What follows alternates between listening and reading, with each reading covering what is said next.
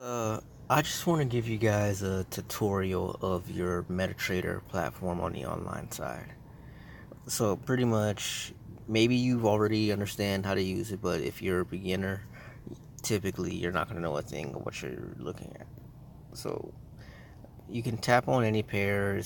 If you tap on GBP USD, for example, of course you have the option to set an order. So the order is pretty much what you're paying for. When the market moves, or you're pretty much paying by the pip. So this would be a penny per pip, 10 cents per pip, $1 per pip. And when you are able to practice on your own, you'll get the ability to pretty much understand how much volume there is when you're actually trading, when it actually starts to actually move on its own. So when you actually set this up to trade, go ahead and play around with it. That way you kind of get a feel for the money that you're actually utilizing.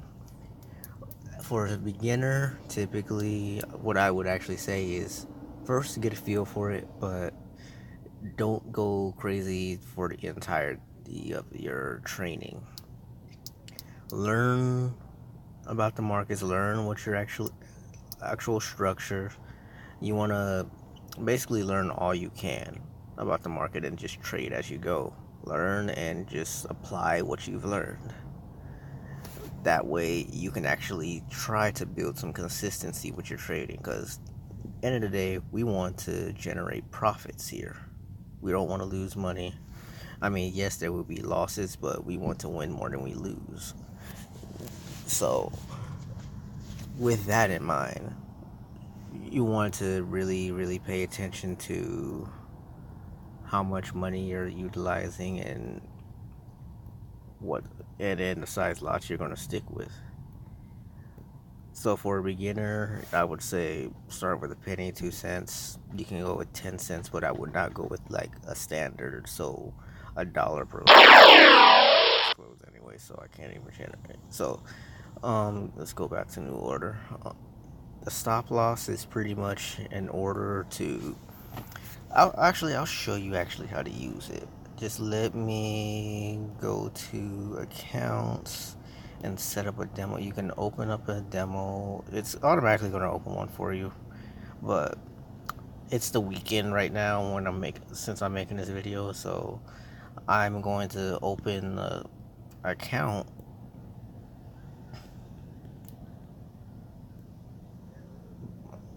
So blah blah blah blah blah blah at Gmail.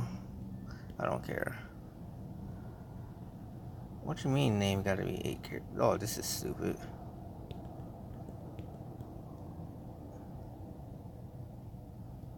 Fine.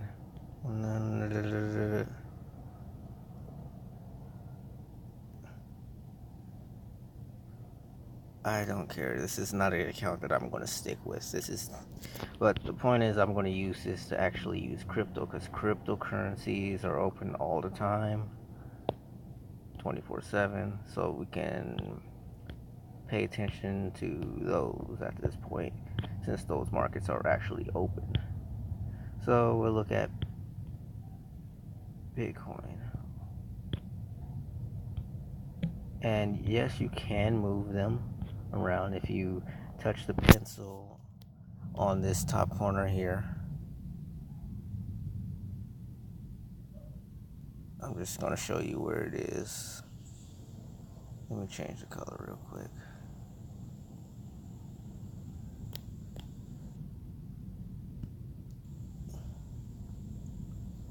Touch that. And then the plus beside it, that allows you to add more currencies. So yeah, I can drag this up, or yeah, organize them how I please. Make it simple, actually. Well, let me actually show you how to change the colors and everything. So I don't like to leave it as black and white. Let's change the color scheme. You can use any of these. You can go custom with it if you want to. But overall, I'm just gonna go with black foreground grid. I want the grid to be black so there are no lines or anything. Bar up, I want to change the color of my lines. So up is going to be green, down is going to be red, bull is going to be green for the up, bear is red for down. And when we go back, this is what we see. Oh, yeah, I got rid of the whole grid and everything. And let me get rid of that RSI line. So when I push this, I'm going for the shapes. Actually, I'm going to the wrong one. I haven't done this since the F on the top. So hit the trash can, get rid of relative strength index. You can use it if you want to and get a feel for all the indicators if you want to. I mean, it is optional for you to actually use these things, but personally, I don't use them. I got rid of too much stuff. I was trying to get rid of just the lines, but I guess the grid, that's all part of the grid, I guess. What the heck? How did I get rid of... Okay, I did the right thing when I got rid of the grid. It must be the foreground.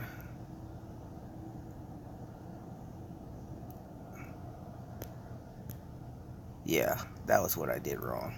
So now you know how to bring back the foreground. But overall, I wanted to get rid of the grid. That's all I was trying to do. If you hold the screen down, you can actually move the screen around more so you can have more space to view everything. That way you're just not stuck and limited.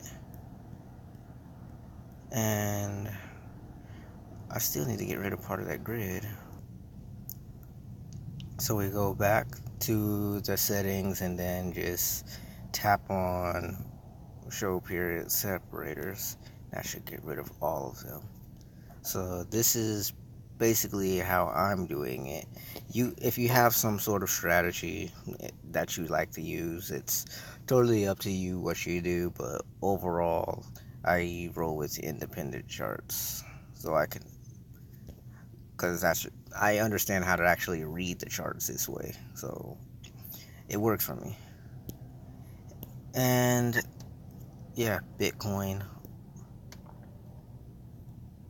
Yeah, I showed you how to do all the settings. So now it's actually trading Bitcoin. Where this is a practice account, so understand this is not real money. It's like we have the balance, equity, and margin. So the margin is how much room you have to really enter in it. How much room you have to add extra trades, pretty much. So you have $4,000 to roll with at this point. So I'm just gonna say it's gonna go on a buy. What? Dang, it's really picky. Let's try 2 cents. It must be the spreads. Oh wow, it's really not allowing me to enter any trades. Bitcoin must be super volatile on this broker. Yep, that's why this broker is extremely volatile and probably high spreads. So this is where you would actually want a broker that's actually reasonable and doesn't place your spreads far away from where the current price is. The current price is right there, but when I entered, it put me right there. So that's an extra tip. But if you're working with me, you're already going to get all that stuff. You're set up already, so it's no big deal.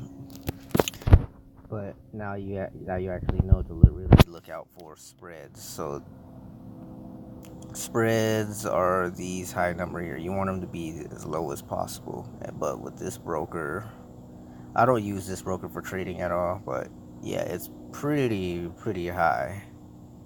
for most of these. So now you know what to look for. Even on Litecoin, Jesus, and Ethereum, everything. But overall, once it passes that, because I entered it on a buy, once it passes that line, it'll put me in a state of profit. So me making money. If I were to enter in on a sell, oh, now because I'm in a sell is actually putting me in the current price. That's great. Okay, pretty much if it were to fall, that will put me in a state of profit just for it dropping like that because I sold. And then that's your pip count. Well, the lot size that you use. And pips are based on these numbers here. I'll show you in a different video how to calculate pips. I'm not going to go into that. But I'm just showing you basically how to actually analyze your charts a little bit. But overall, how to actually use your system. But this app isn't completely hard to use at all. Now you know how to actually select these. You just tap on it to open a different chart if you want to. You don't need to use symbol properties for any reason at all. I literally never use it. You can, but I would never even change it to simple. You can do it that way if you want to, but I like the ability to see the spreads. It'll tell you the high and low of the day if you want to actually utilize that, but not necessary. But overall, now we want to get into the time frame. So tapping on the screen is all you have to do. You can use this to kind of mark out where you are in the area if you want to. You can tap that F right there to add these extra tools if you want to. That $sign that'll allow you to actually check different currency pairs, or the clock will let you scroll different time frames if you want to, and yeah, trade. Find your trades if you want to, but yeah. Monthly time frame is MN. W1 is the weekly time frame, so each candlestick is a week. Each candlestick is a month in this. And D1 is the daily, so each candlestick is a day. And the H4 is the 4 hour, so each candlestick is 4 hours. Each candlestick is 1 hour on the H1. And yeah, it's so on. Now you don't know how to actually use this. And overall, if we hit the shapes, we have a selection of tools. I don't use every single tool on here. I mean, overall I use like the horizontal line, the trend line. If you wanted to change the colors, all you would have to do is hold it down and hit the pin that shows up at the top on the line. You can change colors, you can make it thicker, you can limit the time frames it shows up on, or you can make it on array if you want to, on a specific area if you're using the trend line. It all depends on you and the way that you actually use these tools. So, and there's arrows as well. So, many different ways to actually use these. And then even box if you're trying to make a zone, or just mark where you want to actually take your profits. But even still, you don't even have to like mark it like that, but you can do that for memory. But you can set profit over here, like use the horizontal line to actually find the exact point you want to input over here. So like say Bitcoin was going to 11,000, I would actually, no, not stop loss, that's stop loss, 11,000 right there. And if I thought there was a potential that it could fall back to 9,000, or I wanted to protect my investment and I didn't want it to go beyond 9,000, I would just put that.